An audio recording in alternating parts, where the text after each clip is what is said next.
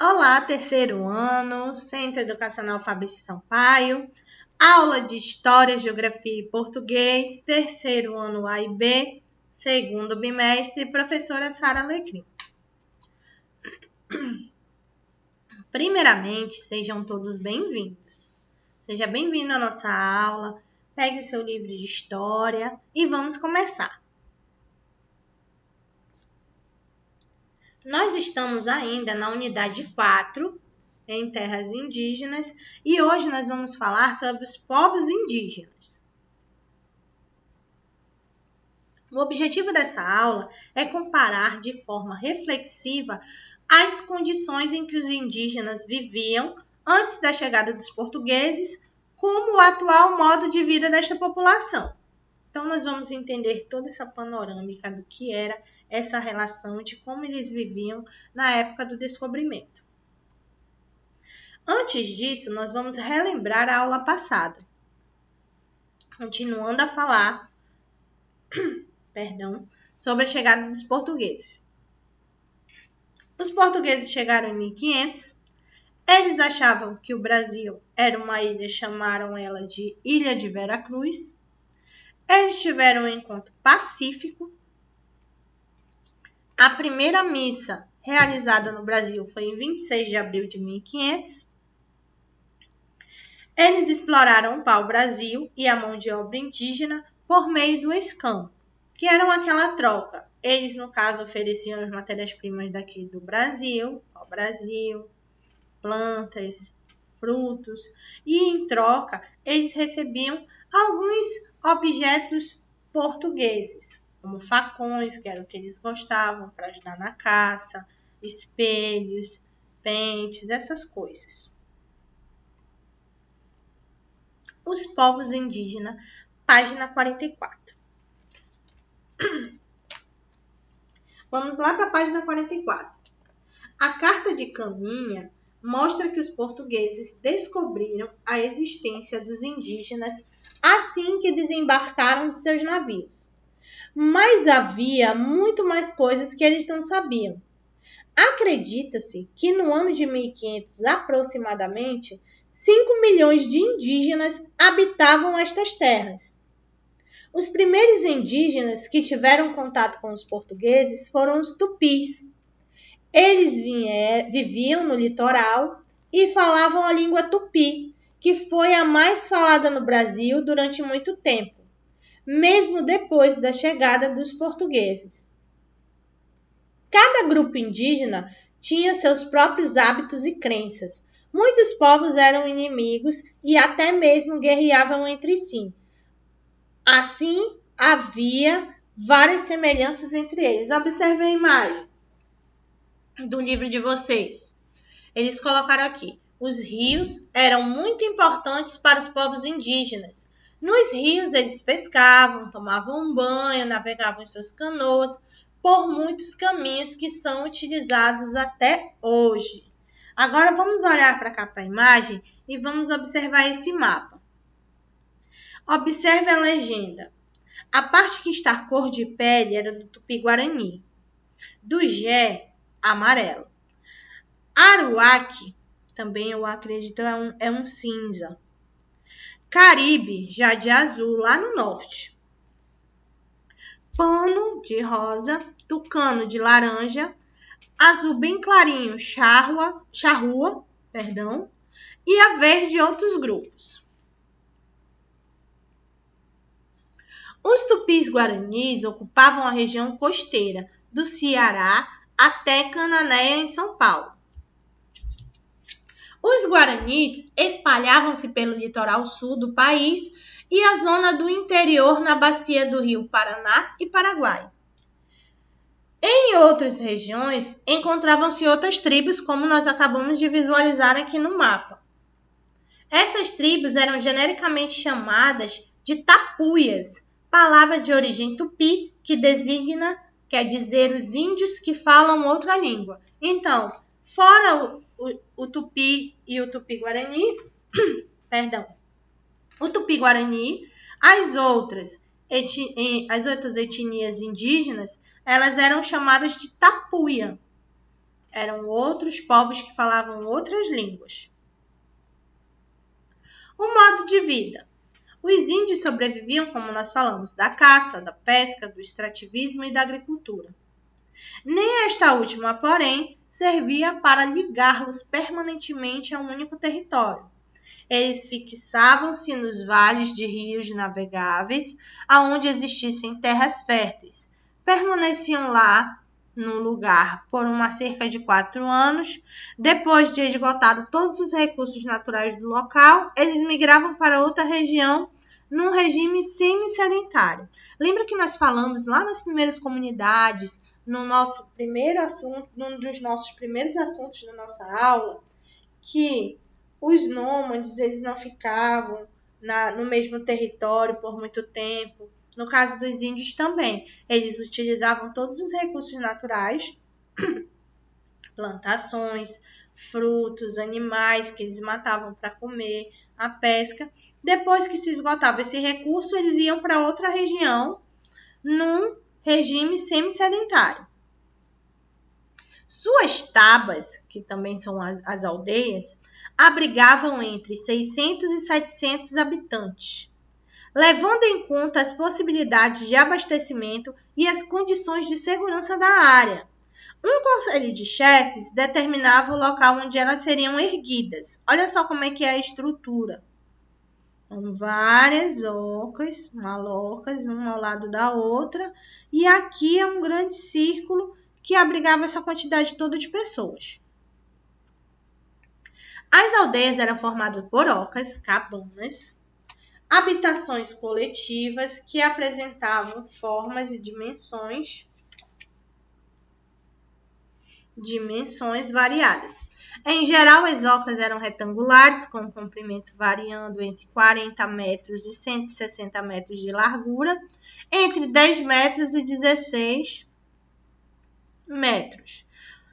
Abrigavam entre 85 a 140 moradores. Suas paredes eram de madeira trançada com cipó e recobertas com sapê desde a sua cobertura. Sapê no tupi-guarani, crianças, significa jurapé. Derivam do termo sapê, o que alumia. É a referência de um capim que é fácil de você queimá-lo. Esse capim era usado na construção das malocas. Ele era fixado com barro, lama, normalmente o barro. Com esse capim, iam colocando sobre a madeira para construção das malocas. A alimentação dos índios no Brasil se compunha basicamente de farinha de mandioca, milho, peixes, mariscos e carne. Com as fibras nativas dos campos e florestas, fabricavam-se cordas, cestos, peneiras, esteiras, redes, abanos de fogo, moldavam-se barro, fazendo diversos tipos de pote, vasos, urnas funerárias que enterravam seus mortos. Olha só essa urna funerária aí. Eles não eram enterrados em caixões como nós vimos agora. Eles eram enterrados em potes grandes de cerâmica feitos de barro e eram enterrados. Olha só eles no cultivo da mandioca. Eles estão recolhendo a mandioca e colocando em cestos. Agora, esses aqui são os índios isolados do Acre. De acordo com o último censo, a população indígena atual é de 896,9 mil pessoas. Isso no censo de 2019. Distribuídas em 305 etnias, que falam 274 idiomas diferentes. 68% vive na zona rural e com cerca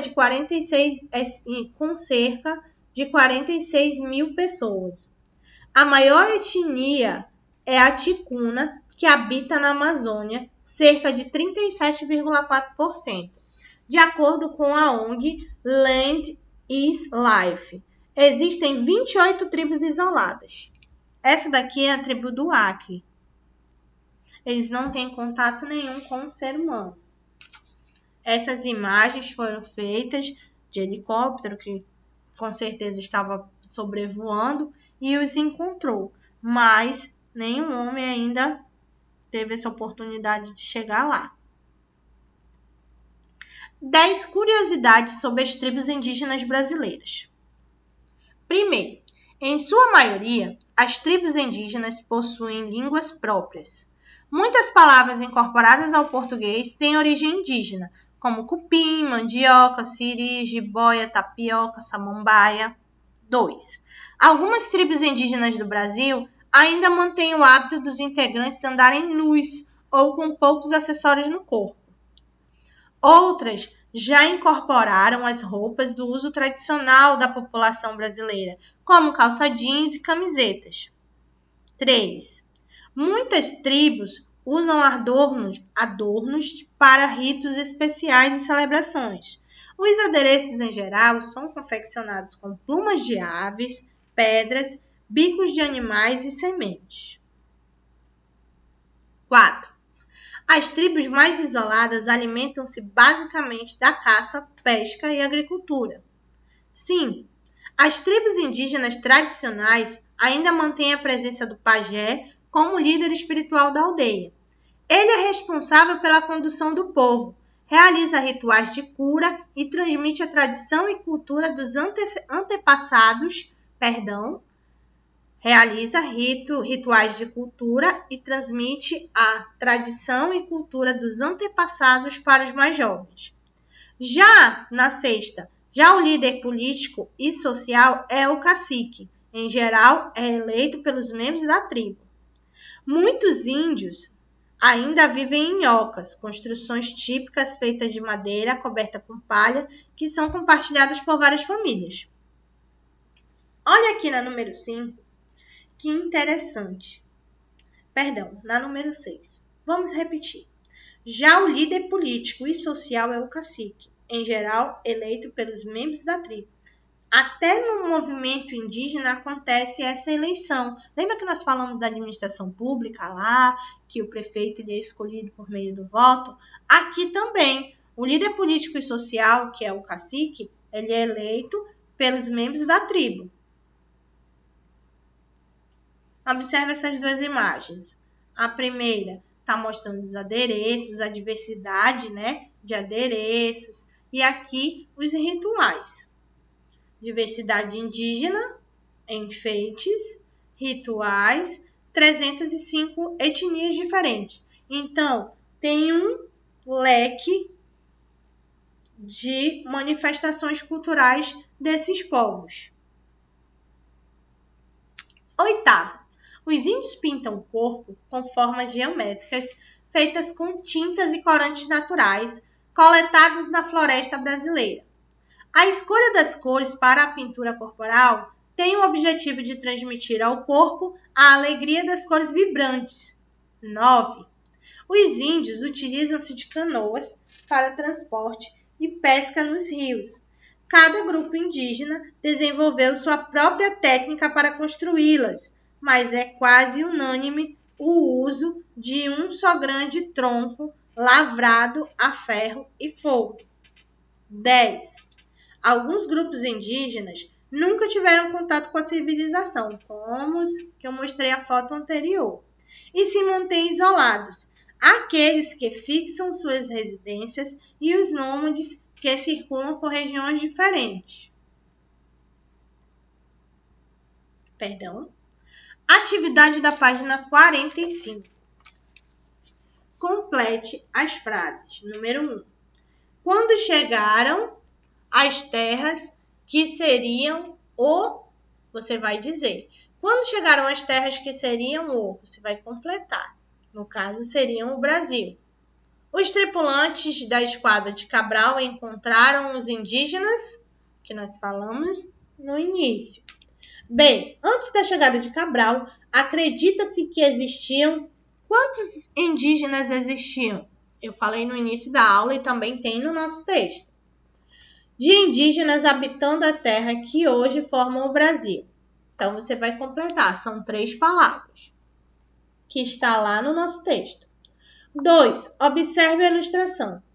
Nela estão os objetos que pertenciam aos indígenas e outros que pertenciam aos portugueses na época em que ocorreu o primeiro encontro entre esses povos.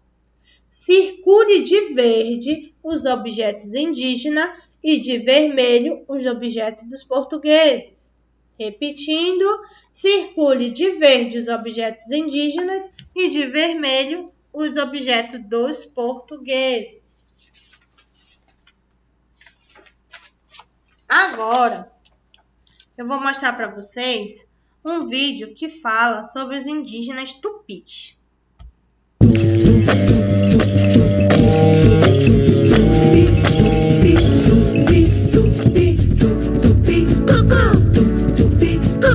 Todo mundo tem um pouco de índio dentro de si, dentro de si.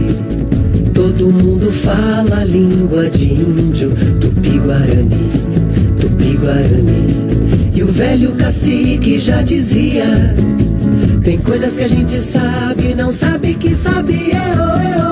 O índio andou pelo Brasil, Brasil, deu nome pra tudo que ele viu. Se o índio deu nome, tá dado. Se o índio falou, tá falado. Se o índio chacoalhou, tá chacoalhado. Chacoalho, chocalho, chacoalho, chocalho. Vamos chacoalhar, chacoalho, chocalho, chacoalho, chocalho, que o índio vai falar. Jabuticaba, caju, maracujá, pipoca, mandioca, abacaxi.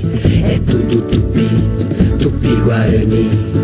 Tamanduá, urubu, jaburu, jararaca, jiboia, tatu, tu é tudo tupi, tupi-guarani. Arara, tucano, araponga, piranha, perereca, sagui, jabuti, jacaré, jacaré, jacaré. Quem sabe o que é? Aquele que olha de lado. É ou não é? Se o índio falou, tá falado. Se o índio chacoalhou, tá chacoalhado. Maranhão, Maceió, Macapá, Marajó, Paraná, Paraíba, Pernambuco, Piauí, Jundiaí, Morumbi, Curitiba, Paraty. É tudo tupi. Butantã, Tremembé, Tatuapé, Tatuapé, Tatuapé, Tatuapé. Quem sabe o que é? Caminho do tatu, Todo mundo tem um pouco de índio dentro de si, dentro de si. Todo mundo fala a língua de índio, tupi-guarani, tupi-guarani.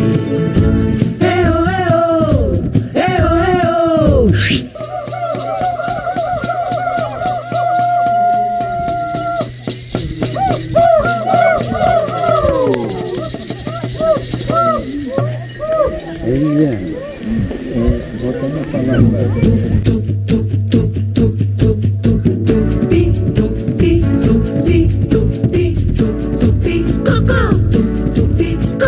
Todo mundo tem um pouco de índio dentro de si, dentro de si. Todo mundo fala a língua de índio, tupi-guarani. Olha, crianças, que interessante, né?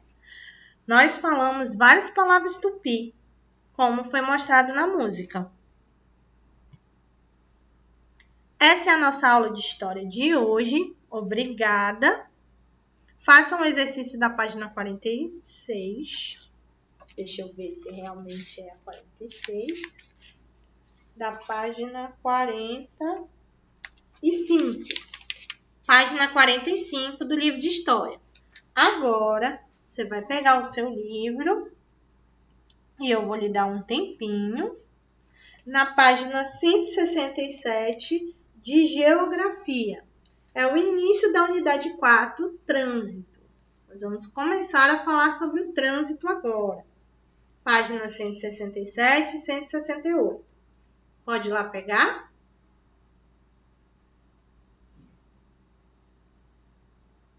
Pode dar um pause, aí enquanto você vai buscar o seu material. Só folhear, porque é o mesmo livro de História e Geografia. E vamos continuar. A organização do trânsito. Trânsito é o conjunto de pessoas e de veículos que se deslocam de um local para o outro.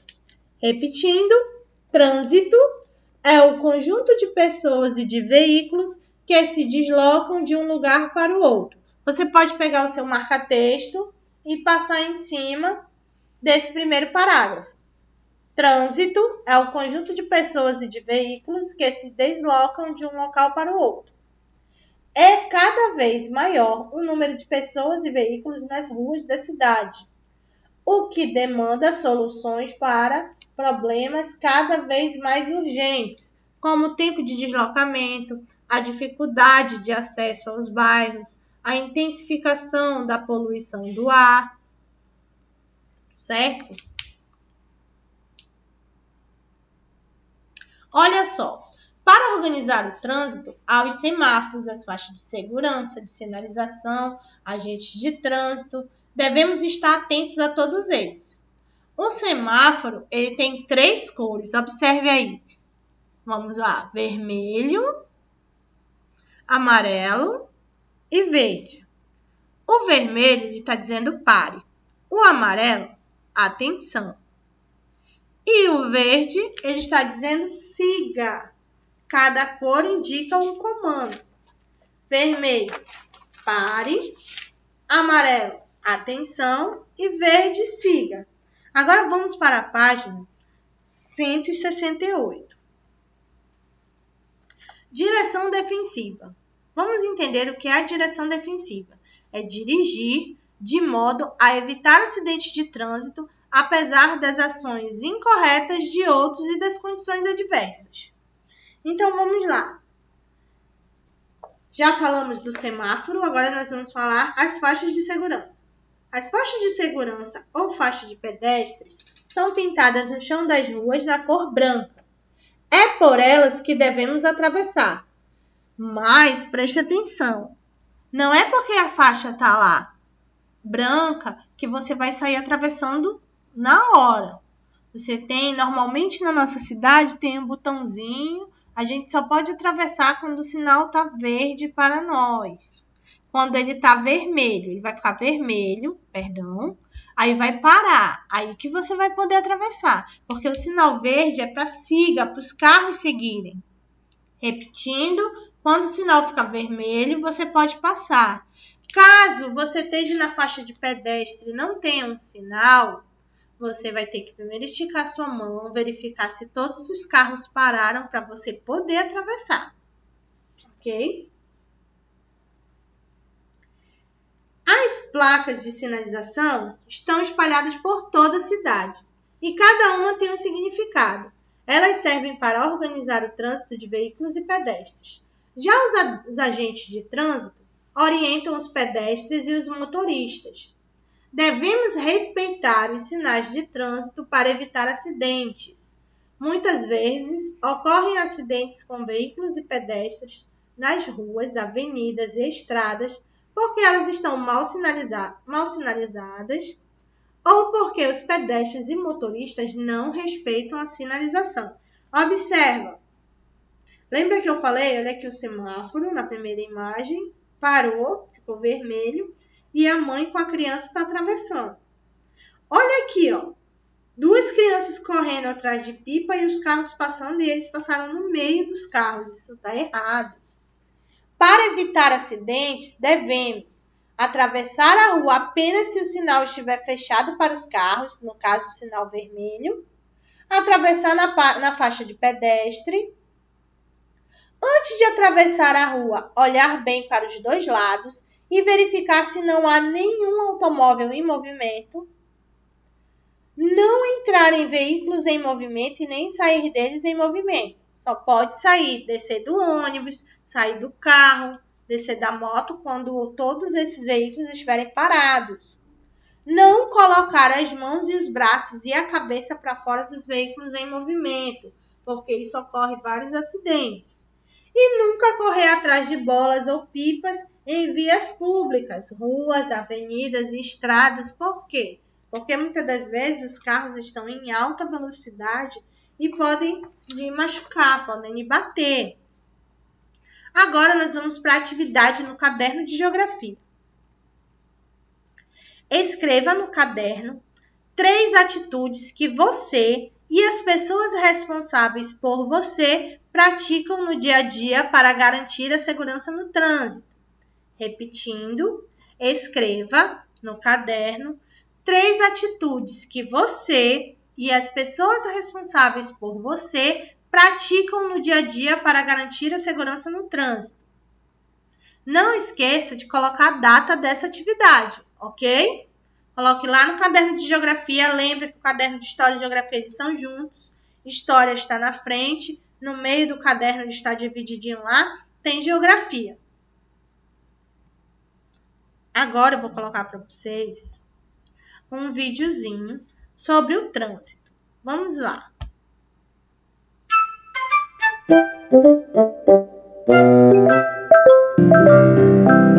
Sinal Verde, versão brasileira, Luminous, São Paulo.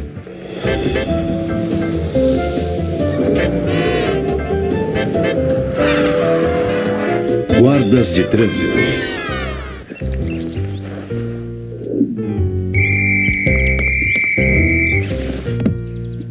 Oi, meus amiguinhos. Oi! Oi, Lúcio!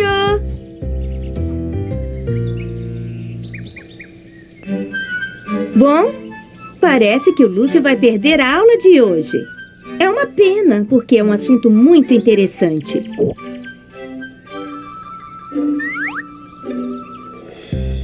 Nossa, aí está ele. E parece que já sabe o assunto que vamos falar hoje. É sobre a importância dos sinais e dos guardas de trânsito.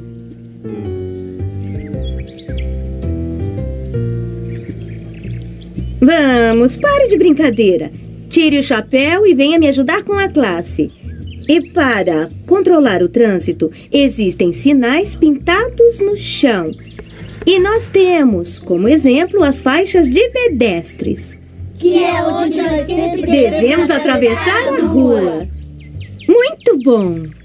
Também há muitos outros sinais em postes que são facilmente visíveis, como esses que o Lúcio está mostrando, e que nós devemos sempre respeitar.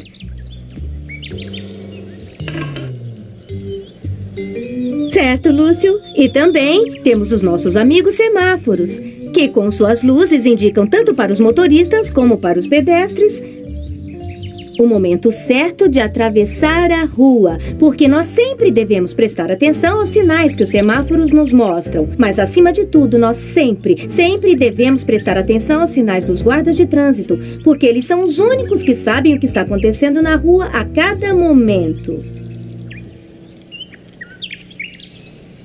Bom, vejamos um exemplo que aconteceu há alguns dias muito perto daqui. Geralmente o pai do Victor vai levá-lo para a escola de manhã. Ele sempre faz o mesmo caminho, que já até decorou. E sabe que é o melhor caminho. Ele segue reto a rua de sua casa e então vira na terceira rua direita. Mas naquele dia, um guarda de trânsito estava desviando os carros para a esquerda. O pai do Victor estava com pressa e não queria pegar um caminho diferente. Assim, antes que o guarda o visse, ele acelerou e entrou na rua proibida. E o guarda não teve tempo de avisar.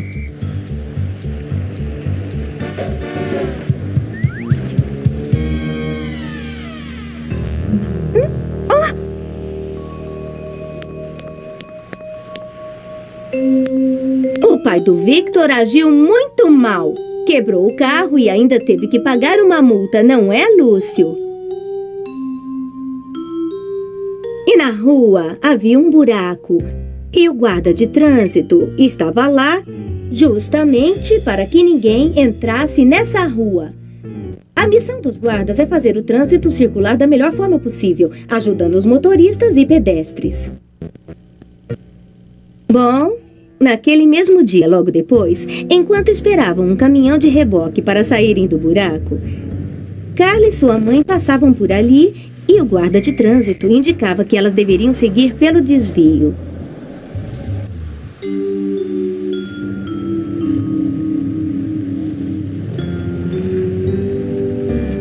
A mãe da Carla só teve que fazer um pequeno desvio e chegou à escola sem qualquer problema.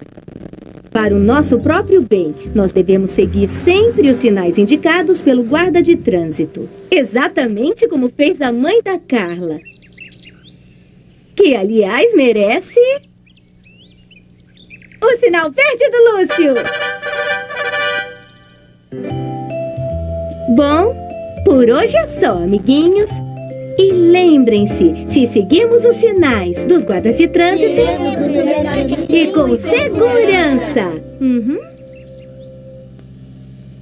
Até a próxima!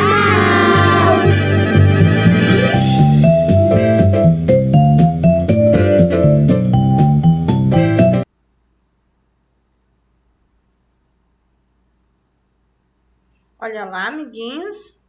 Devemos prestar atenção nos sinais de trânsito, no que os guardas de trânsito orientam e criança sempre no banco de trás com um cinto de segurança. Agora, nós vamos para o português. Encerramos a nossa aula de história, falamos sobre os povos indígenas. E encerramos também a nossa aula de geografia, porque começamos a falar sobre o trânsito. E agora vamos para português, continuar falando do ponto final, ponto de interrogação e ponto de exclamação. Agora nós vamos para o livro de gramática, né? Na página 116. Leia o texto e observe os destaques. Nós vamos falar do ponto final, interrogação e exclamação. Alô, Bruna! Perguntou do outro lado uma voz soprada ao telefone, quase que incompreensível. Sim, é a Bruna que está falando. Que voz estranha! Quem é? Respondeu a menina toda encabulada. É a Júlia, sua amiga da escola. Que susto, Júlia! O que aconteceu com a sua voz? Você está com algum problema? Precisa de ajuda? Não. Lembra que eu te falei que ia ao dentista pôr aparelho? Acabei de voltar de lá. Agora estou toda fashion, com aqueles elásticos coloridos, disse Júlia com um ar de satisfação. Observando a conversa entre as meninas, você descobriu a função de cada um sinal destacado. Esses sinais são chamados de sinais de pontuação, e eles vão nos ajudar a compreender o texto. Ponto final é usado para indicar que a frase terminou. Leia a frase. Sim, é a Bruna que está falando.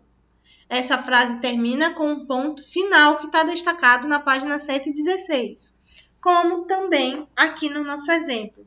O ferro é um dos metais mais úteis. Ponto final. Ponto de interrogação. Ponto de exclamação.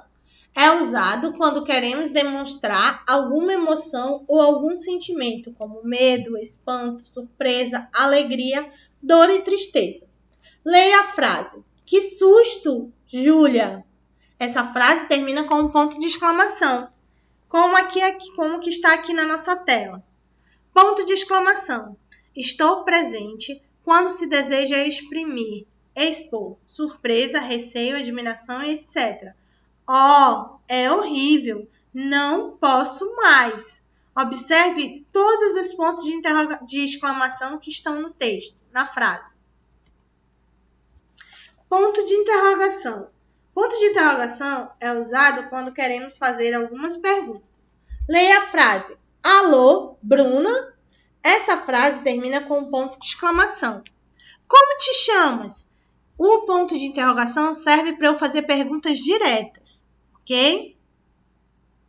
Agora vamos para a página 117, 118 e 119, que é a atividade. Observe a cena abaixo, a figura, e escreva um pequeno diálogo. Para isso, observe a pontuação a ser utilizada para cada fala.